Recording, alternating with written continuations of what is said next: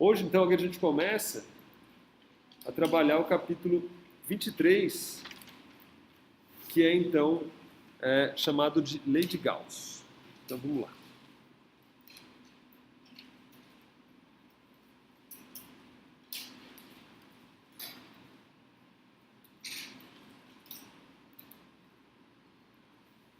Lei de Gauss. Bom, o que vem a ser a Lei de Gauss? A Lei de Gauss nada mais é do que um artifício matemático que foi desenvolvido pelo físico chamado Carl Friedrich Gauss para calcular o campo elétrico em distribuições simétricas de cargas, certo? Então, se você tiver um cilindro carregado, se você tiver um plano infinito carregado, se tiver uma linha infinita carregada, para algumas simetrias especiais, é possível se fazer uso de um artifício matemático para calcular o campo elétrico, tá certo? Então, ao invés de você usar a lei de Coulomb, que para alguns problemas seria muito custoso, né, muito trabalhoso, você faz uso dessa lei de Gauss, que é o que a gente vai aprender a técnica agora, tá certo? Esse artifício, ele envolve o que é chamado de superfície gaussiana, que envolve as cargas. Então, a gente vai construir uma superfície gaussiana em volta dessas cargas e ela envolve, então, essas cargas que produzem o campo que a gente deseja calcular. Bom, para a gente fazer uso da lei de Gauss, a primeira coisa que a gente tem que definir aqui é o conceito de fluxo, tá certo? Então, 23.2, nós temos o conceito de fluxo. Então, é fluxo não só de campo elétrico, que é o nosso caso, aqui o nosso estudo, mas um fluxo de um campo vetorial, por exemplo. Como é que a gente calcula um fluxo? Então, ó, suponha que você tem uma espira quadrada de área A e ela está exposta ao vento, tá certo? Ao vento uniforme aí com velocidade v. Então você tem aqui partículas de ar aqui, ó, se deslocando com uma certa velocidade v. Muito bem. Qual que é o fluxo ou a vazão, né, de ar através da espira? Então essa é a nossa pergunta. Qual é a vazão, ou seja, o volume por unidade de tempo de ar que atravessa a espira? Então a gente usa a letra psi maiúsculo para determinar aqui a vazão, que é equivalente aqui ao fluxo. Muito bem. Então, se o V for perpendicular ao plano da espira, perpendicular ao plano da espira, então esse fluxo ele nada mais é do que V vezes A. Velocidade vezes a área.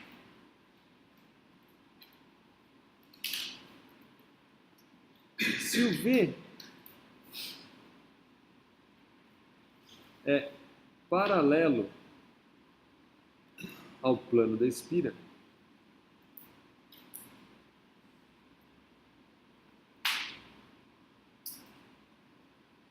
esse fluxo é igual a zero, certo?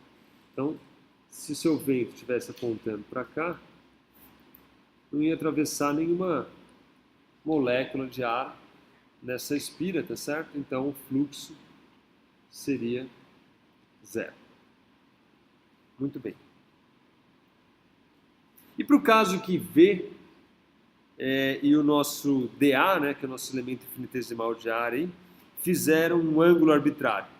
O que a gente faz? Então imagina que eu tenho aqui, ó, algo desse tipo agora. Está aqui o meu plano e eu tenho a velocidade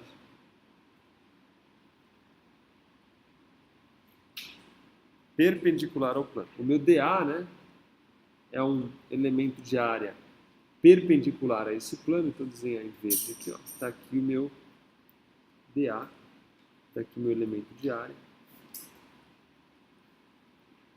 De forma, então, que ele faz aqui com o dA um certo ângulo θ.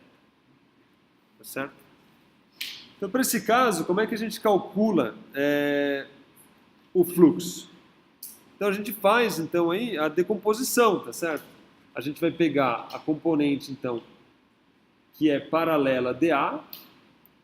A gente já sabe que a componente que é paralela a dA, o fluxo é a velocidade vezes a área. E aquela que é perpendicular, o fluxo é zero, certo? Então, eu vou decompor, vamos pegar esse cara aqui, esse aqui, ó.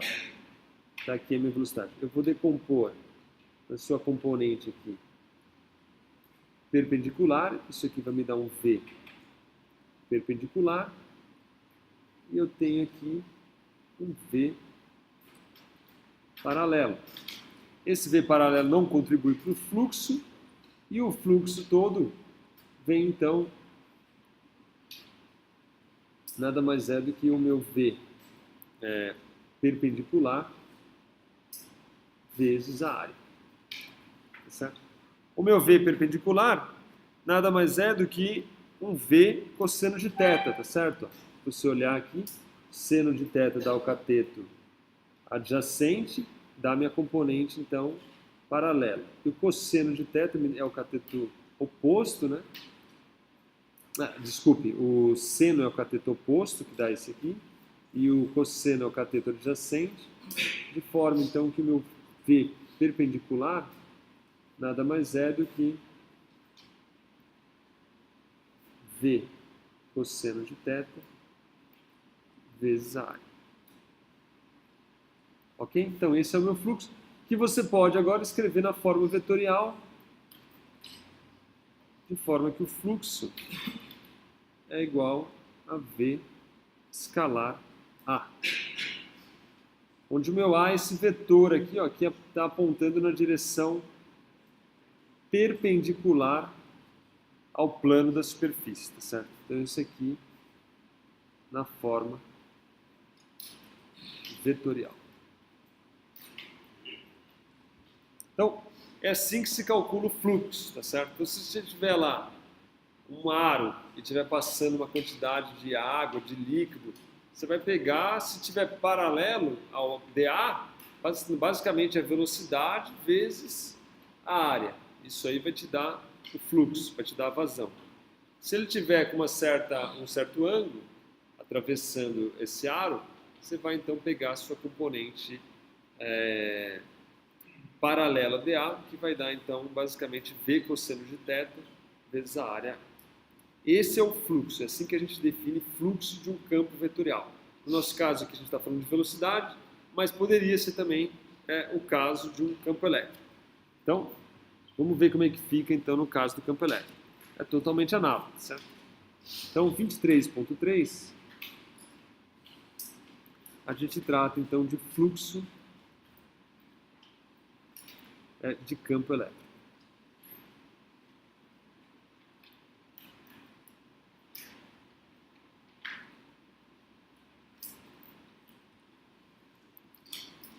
Então, suponha uma superfície arbitrária, qualquer aqui.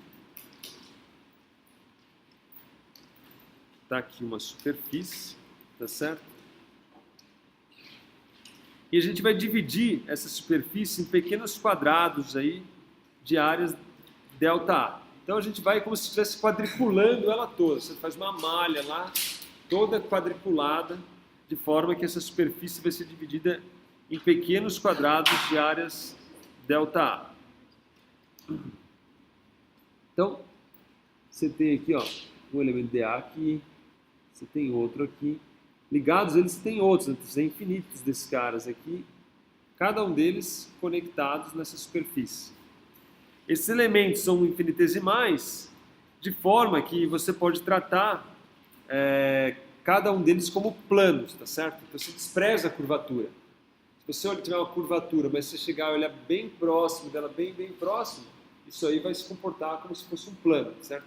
No limite em que essa dimensão tende a zero, que é o caso de infinitesimal, isso aí é um pequeno plano, tá certo?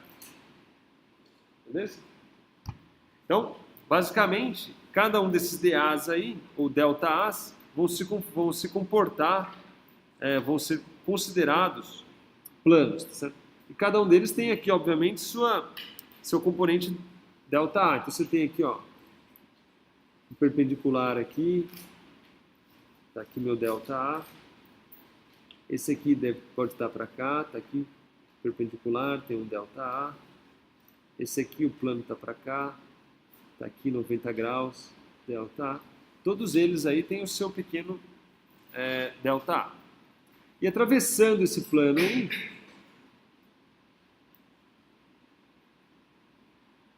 você tem um campo elétrico. Aí está atravessando toda essa superfície aí, todos esses pequenos quadrados de áreas infinitesimal. Então aqui eu desenhei só alguns quadrados, mas no fundo o que tem aqui, né, basicamente, é infinitos elementos de área. Né? Você simplesmente picota esse cara aqui, ó, infinitos elementos de áreas aqui, ó.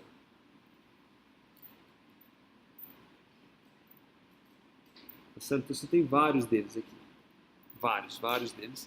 E você tem o campo adentrando aqui, ó. Você tem nesse aqui, ó, o campo adentrando aqui, por exemplo, ó. Adentrou nesse elemento de área aqui. Aqui você tem o campo adentrando nesse elemento de área infinitesimal e assim por diante. Tá? Vamos focar nossa atenção aqui em um deles, por exemplo, onde está aqui esse pequeno campo aqui, ó, atravessando aqui. Ops. Tá aqui. Então vamos olhar, focar nossa atenção nesse elemento aqui, ó. Muito bem. Então, se a gente ampliar aquele elemento lá, a gente vai ter, vamos desenhar em amarelo aqui. Tá aqui o meu elemento de área lá, que eu ampliei. Eu vou ter o meu campo atravessando ele aqui, um certo segmento, e eu vou ter aqui um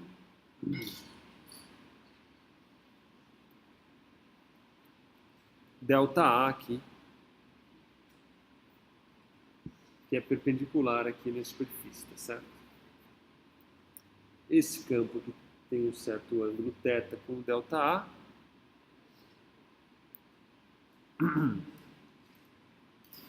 E a gente então calcula o fluxo. Para cada quadrado, os vetores delta-A e E fazem um ângulo diferente, tá certo? Você vai ter aqui, ó, por exemplo, aqui, ó, nessa região aqui, você tem uma configuração diferente dessa aqui, tá certo? Para cada um deles, cada elemento delta-A, você vai ter um ângulo diferenciado, ok? Se a gente quiser, então, calcular o fluxo total, a gente vai ter que pegar e somar todos esses elementos aí, todos os fluxos em cada um desses elementos de área, tá certo? Então, o fluxo total, de forma discreta, ele é dado basicamente pela somatória de todos os elementos de área, e aí você toma o E escalar com o meu chamar de delta-A. Delta-A. Tá certo? Isso aí vai me dar o fluxo total. Cada um dos elementos, eu vou lá, calculo o delta-A, o E, pego o produto escalar entre eles, calculo o fluxo naquele elemento. Vou para o próximo, calculo o fluxo do próximo elemento. Vou para o próximo, calculo o fluxo em todos os elementos de área, somo eles, e aí então eu tenho o fluxo total. Então, só para frisar, a gente considera cada quadrado, toma o produto escalar entre E e delta-A e soma todos os termos, tá certo? O ângulo θ ali determina se o fluxo também é positivo ou negativo, tá certo? se você tiver, como é cosseno de θ, se o ângulo for maior que 90 graus, isso implica num fluxo negativo, tá certo? Porque o cosseno de número maior que 90 é menor do que 1. Isso, é menor do que 0, certo? Número negativo. Então, o ângulo vai determinar se é positivo ou não. Nesse caso aqui é um fluxo positivo, ó. Mas se o campo tivesse no sentido contrário, vamos olhar aqui, ó. Se eu tivesse um campo apontando para cá, ó, você teria um ângulo θ aqui maior do que 180 graus, maior do que 90 graus, e aí então eu teria um fluxo negativo, tá certo? É como se o campo estivesse entrando ali na superfície na vez de sair. Muito bem. Quando a gente faz essa área agora tender, essa área ΔA aqui, tender a zero, né, virar exatamente um limite infinitesimal, ela torna-se então um dA, tá certo? E a somatória se torna uma integral, de forma que o limite então fazendo ΔA tender a zero, o meu ΔA então vai tender a um dA, que é um limite infinitesimal, e a somatória ali vai tender a uma integral. Então, no final das contas, você tem que o fluxo é a integral de E escalar dA.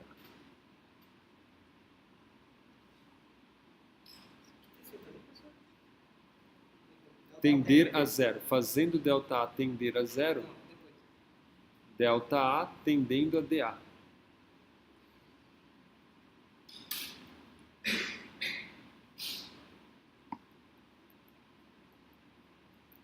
Então, esse aqui é o nosso fluxo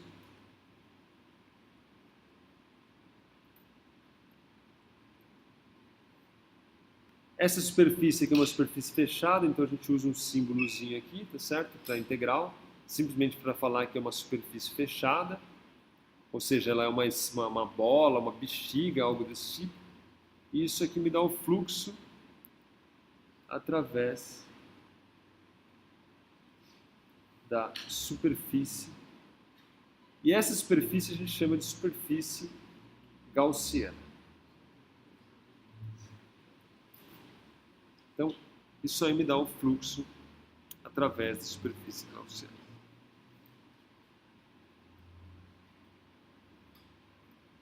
Ok? Então, daqui, o que a gente tira basicamente é que o fluxo elétrico através de uma superfície gaussiana, ela vai ser proporcional ao número de linhas de campo elétrico que atravessam a superfície. Tá certo? Quanto maior o número de linhas que atravessam essa superfície, maior é o fluxo elétrico. Ok? Bom, hoje eu não vou fazer exemplos, eu vou adiantar a teoria. E aí depois na aula que vem a gente fica só nos exemplos.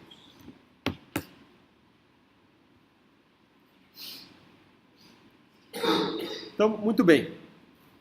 Definido então a ideia de fluxo, a gente vai agora apresentar para vocês o que é chamado de lei de Gauss.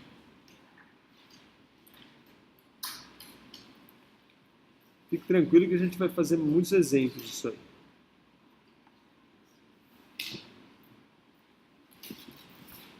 O que o Gauss descobriu nos experimentos dele, nas contas dele, é um resultado extremamente poderoso, extremamente importante para o eletromagnetismo.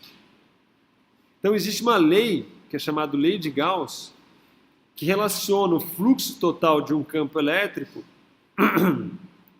à carga total que é envolvida pela superfície gaussiana. Então, o que o Gauss observou, eu vou escrever aqui todas as palavras, é o seguinte. A lei de Gauss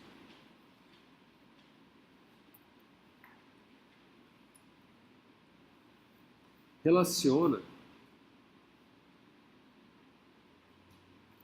o fluxo total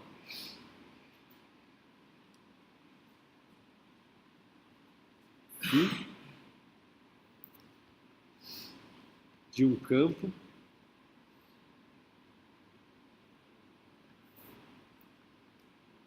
elétrico através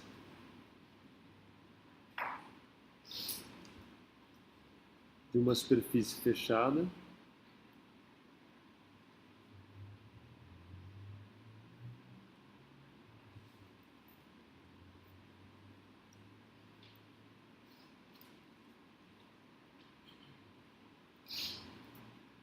Ele relaciona, então, o fluxo total de um campo elétrico através de uma superfície fechada à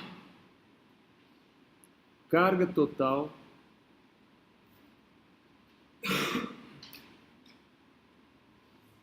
envolvida por esta.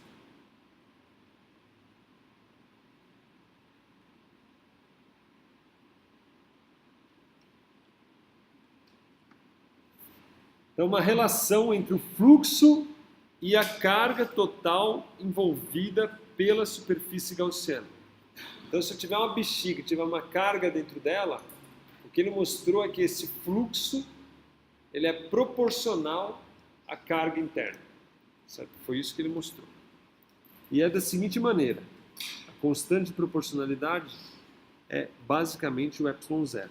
O que ele mostra é que ε0 vezes o fluxo é igual à carga envolvida pela superfície gaussiana.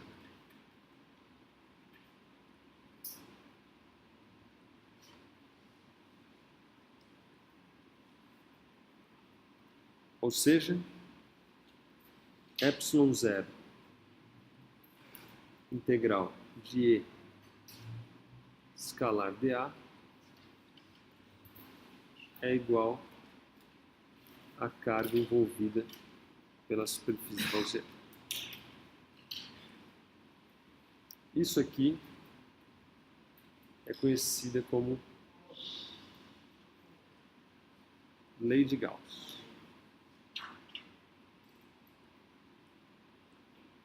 Lei de Gauss.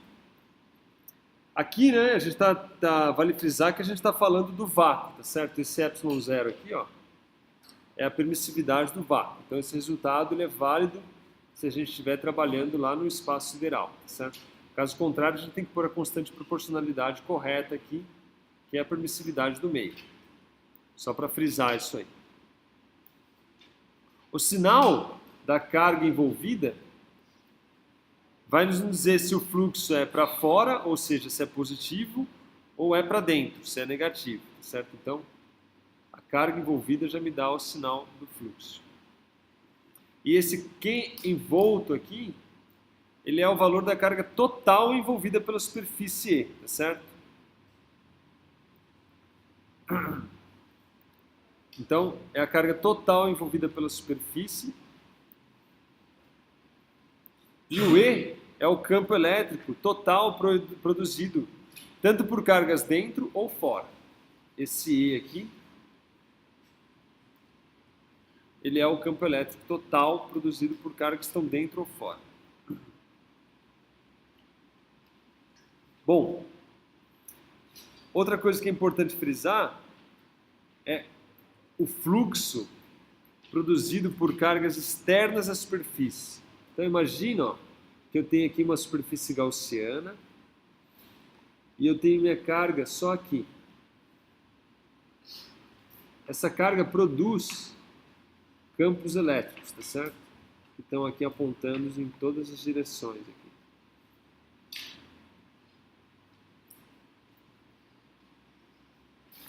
Qual que é o fluxo desses campos produzidos? Tem campos adentrando aqui a superfície, ó, atravessando ela.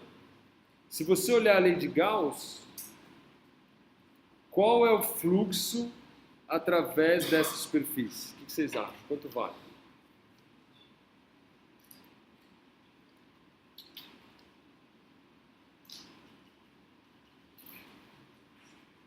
Chuta aí, pode chutar. Olha para a lei de Gauss e chuta. Quanto vale o φ aqui, nesse caso?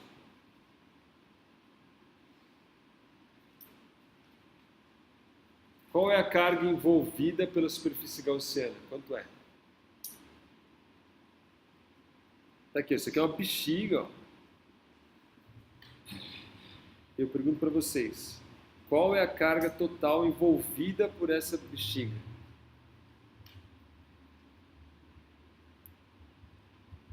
É português mesmo. Qual é a carga total envolvida pela bexiga? Qual é? Pode falar. Tem alguma carga total sendo envolvida pela bexiga? Tem alguma carga aqui dentro? Sim ou não? Não. Então, qual é a carga envolvida pela superfície?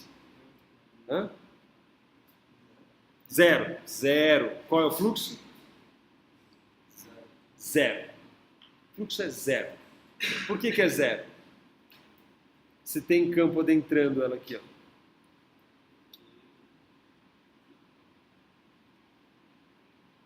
Esse campo que entra aqui, ó, ele dá um fluxo positivo, mas depois ele sai aqui de novo, ó, dá um negativo, pum, cancela.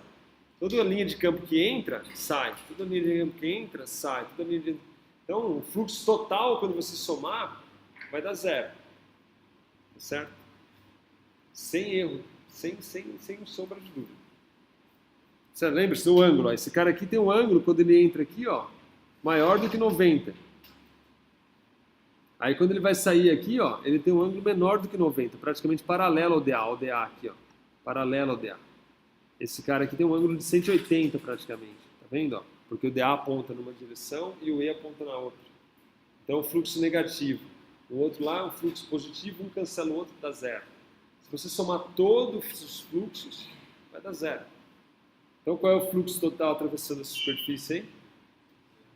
Zero. Entrou, saiu, não tem como. Agora é diferente, ó. Você pegar e colocar uma carga aqui dentro, ó. Agora sim, agora você tem linha saindo para cá, linha indo para cá, linha indo para cá, linha indo para cá. Certo? Então, esse campo aqui, ó, ele sai, mas ele não entrou em nenhum momento, ele simplesmente atravessou, certo? Aí você tem um fluxo positivo. Quanto vale esse fluxo? Se essa carga aqui dentro aqui?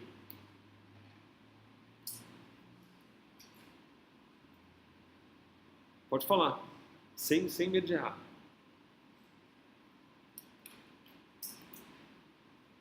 Quanto vale pela lei de Gauss aqui, ó?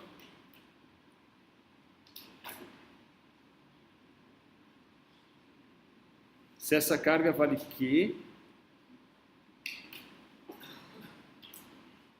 quanto vale o fluxo? O fluxo é essa variável aqui, ó. Hã? Pode falar. Q sobre ε0. Esse é o fluxo, certo? É isso aí o fluxo. Você não precisa calcular, não precisa fazer conta nenhuma. É isso que a lei de Gauss diz. O fluxo de campo elétrico é Q sobre ε0. Ponto final. Acabou. Não tem mais conversa. Se eu tiver outra carga aqui, ó. Opa. Outra carga aqui. Qual é o fluxo total sobre isso aí? Sobre a superfície? Hã? 2Q sobre ε0. Agora você tem 2Qs envolvido lá. Certo? É isso. Soma todo mundo, qual é a carga total envolvida por essa superfície? Ah, 70 coulomb. Qual é o fluxo? 70 coulomb dividido por ε0. Ponto final. Esse é o fluxo do campo elétrico. É assim que faz. Sem mistério nenhum. Tá bom? Então, vamos ver um exemplo aqui, ó. Então tá aqui uma superfície grandona aqui, ó. Aí eu vou colocar uma carga positiva aqui. Vou colocar uma carga negativa aqui. Vou criar uns buracos. Não, vamos fazer diferente, peraí.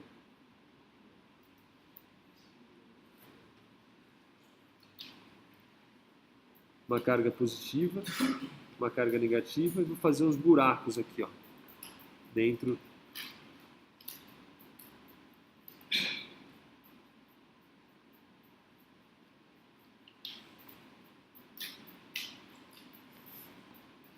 Eu vou tirar esse aqui também. Então esse aqui é meu S1, esse aqui é o meu S2, esse aqui é o meu S3 e essa aqui, ó, é a minha S4. Tá certo? Muito bem. As linhas de campo aqui, ó, elas estão aqui e eu vou desenhar em verde aqui, ó. Você tem linhas de campo aqui. Na carga positiva, as linhas de campo são para fora ou para dentro? Hã? Para fora. Então tem aqui, ó, uma linha aqui, outra aqui. Aí você tem linhas aqui, ó. Aqui, aqui, aqui. Você tem outras linhas aqui. Tá aí, minhas linhas. Tem outras linhas ainda, só desenhei algumas aí. Muito bem. Então, sobre a superfície S1, quanto vale esse fluxo? Pela lei de Gauss, vou escrever a lei de Gauss aqui, ó. ε0 F igual a Q em volt. Quanto vale o fluxo sobre a minha superfície S1 aqui, ó? Hã? Q sobre ε0. Esse fluxo é positivo ou negativo?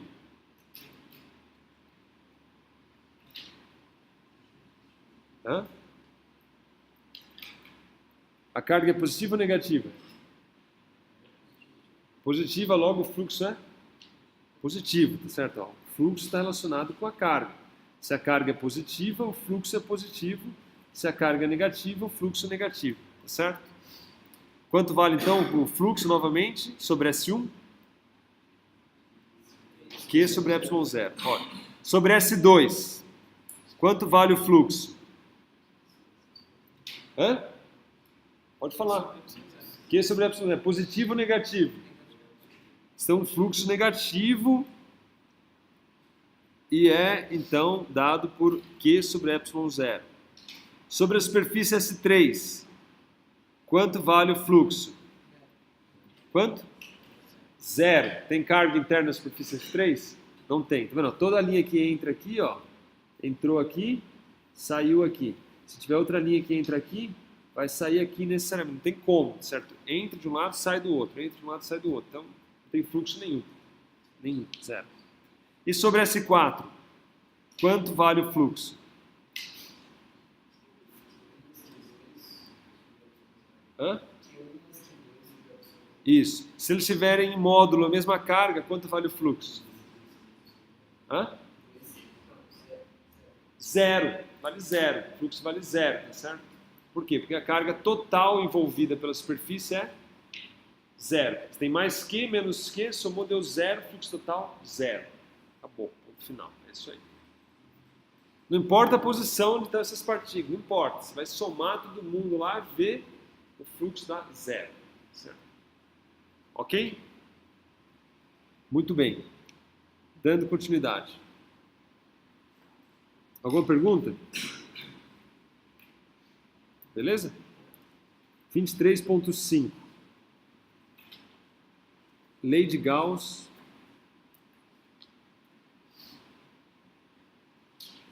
e lei de Coulomb.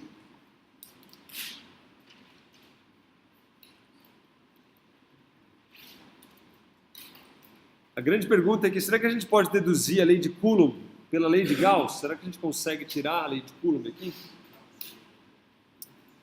Vamos supor o seguinte, vamos supor uma carga pontual, tá certo? Positiva, em torno da qual a gente vai pegar e vai desenhar aqui uma superfície gaussiana esférica concêntrica em R, tá certo? Então tá aqui, ó, a minha carga positiva. Nossa. E eu vou desenhar aqui minha superfície gaussiana aqui esférica com R bem no centro dela, certo? Esse raio aqui é um raio R. Muito bem. Bom, o dA, tá certo? Para qualquer ponto nessa superfície, ele é por definição, ele aponta para fora, tá certo? E como ele tem que ser perpendicular, ele é radial. Tá certo? Se você olhar aqui, ele vai dar aqui, ó, essa linha aqui vai dar aqui no centro. Aqui, ó. Tá certo? Então, meu DA, em qualquer ponto, é perpendicular à superfície e ele é dirigido para fora. O campo elétrico, por simetria, ele também é perpendicular e dirigido para fora, tá certo? Como é que você fala? Mas como é que você sabe que o campo elétrico é perpendicular? Ele tem que ser perpendicular, porque senão o campo elétrico ia depender. Imagina que eu tenho uma esfera aqui, ó, e o campo não fosse perpendicular, fosse assim.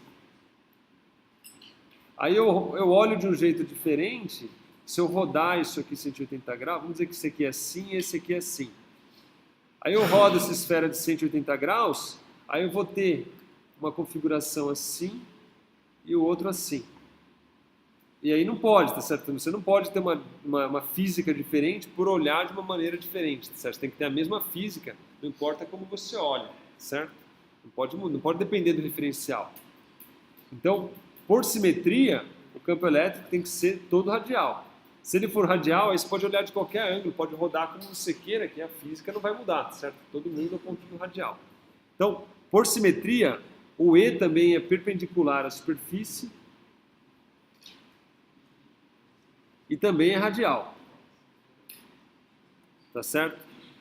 Então, só para enfatizar, DA é perpendicular à superfície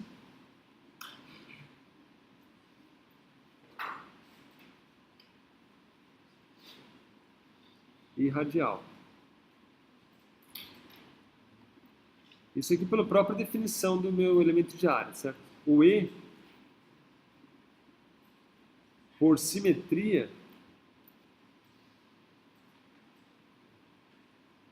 é perpendicular à superfície e radial. Também.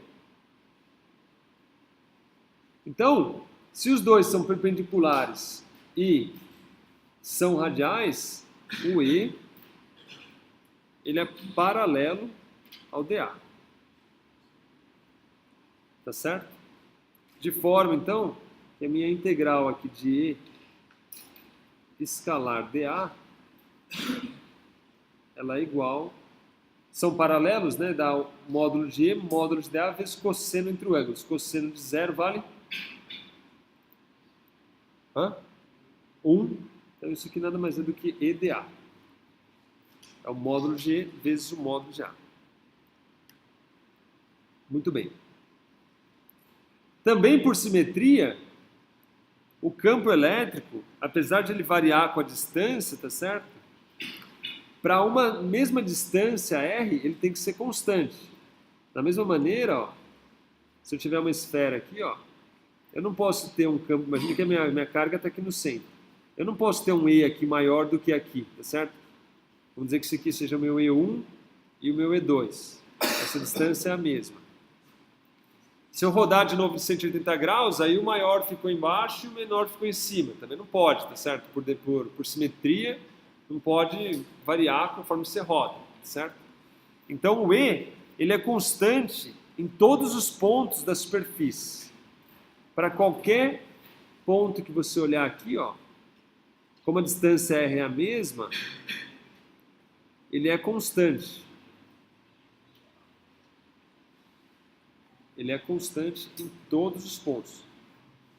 Então, se ele é constante, você pode tirar ele da integral. Então,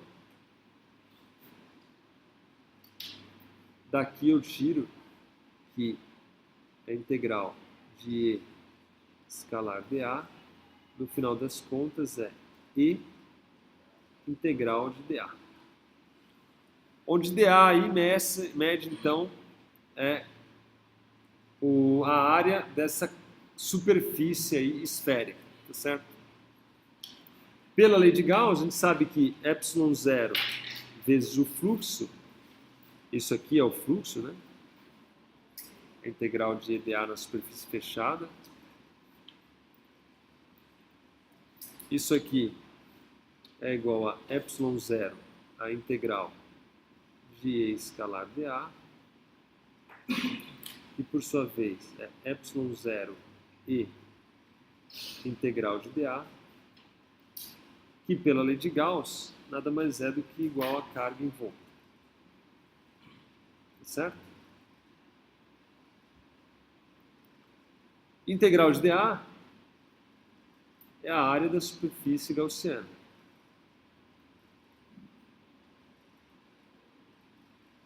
Quanto vale a área de uma superfície esférica? Vocês sabem?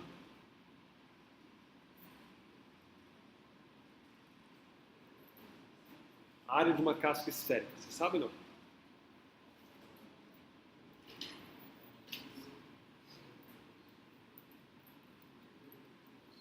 Cálculo. Vocês não tem eu apresentei a simetria cilíndrica, que é o que a gente vai trabalhar, mas vocês não têm coordenadas esféricas em nenhum momento? Cálculo 1, 2, 3 ou 4? Vai ter 3. Ah, vai ter. Então eu vou adiantar para vocês. A área de uma superfície esférica, ela vale 4πr ao quadrado. Quanto que é o volume de uma esfera? 4/3 de πr ao cubo, não é isso? Para você criar um volume, você tem que fazer um monte de cascas, não é isso? Você vai integrar em dr, não é isso? Vai integrar um monte de cascas e vai somando. Se você derivar em dr 4/3 de πr ao cubo, dá um 4πr ao quadrado, tá certo? É a derivada em r do volume da área, porque é uma integração de um monte de cascas esféricas que te dá um volume. Então a área de uma superfície esférica, ela vale 4πr ao quadrado. De forma então que o meu ε0 vezes o fluxo é igual a ε0 e 4πr ao quadrado, que é igual a carga em volta, o que implica então que o meu E aqui em módulo, né, é igual a Q sobre 4π ε0 r ao quadrado. Isso aqui é basicamente a lei de Coulomb. A força não é QE, F é igual a QE. Isso aqui me dá Q1, vamos chamar de Q1 aqui, Q1Q sobre 4π ε0 r ao quadrado.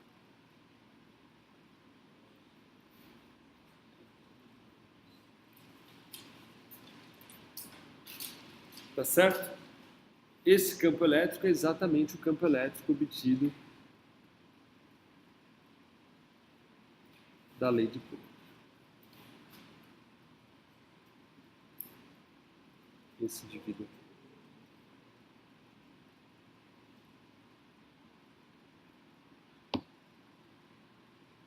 Ok? Um outro exemplo aqui, ó. Então, 23.6. Condutor carregado.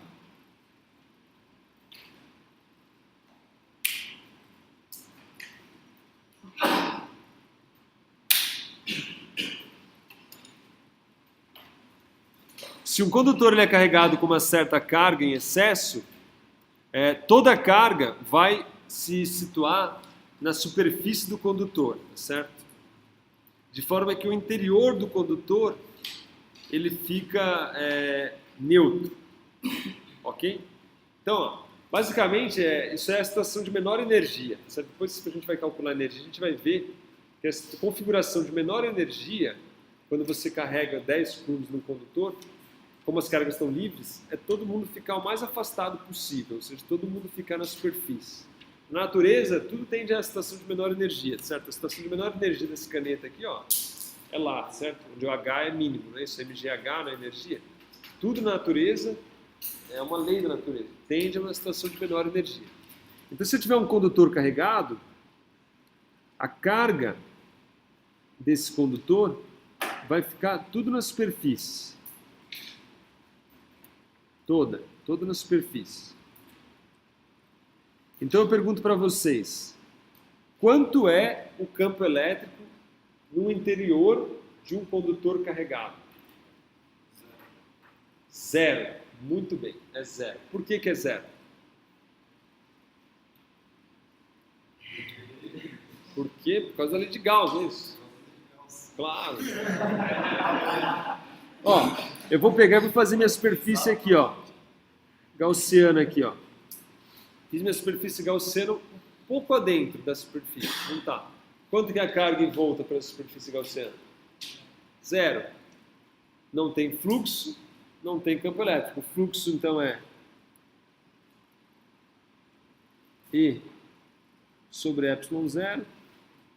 Não tem carga, então isso aqui vale zero. Logo, o campo elétrico é zero. Então, o campo elétrico dentro de um condutor, ele vale sempre zero. Sempre zero. Esse é um resultado importante também. Se você tiver lá uma esfera oca e colocar lá um objeto lá dentro e mandar um campo elétrico enorme do lado de fora, aquele cara vai estar blindado, ele não vai sentir a presença do campo elétrico. Você consegue blindar um objeto se você criar em volta dele ali um condutor, certo? Se você fizer em volta dele uma superfície condutora. Dentro desse condutor, o campo elétrico é nulo, não existe campo elétrico, ok? Exatamente, é igual ao gaiola. Então, eu quero, o 23.6 ele tem mais, eu vou deixar como tarefa também para vocês fazerem uma leitura detalhada desse capítulo, tá certo? E eu quero que vocês façam o exemplo 23.5 da página 60, tá certo? E a gente termina aqui e a gente volta semana que vem para falar de aplicações da lei de Gauss, e aí que eu vou dar um monte de exemplos para a gente começar a observar o quão poderoso é esse resultado aí obtido pelo Gauss. Ok? Um abraço, a gente conversa. Até semana que vem.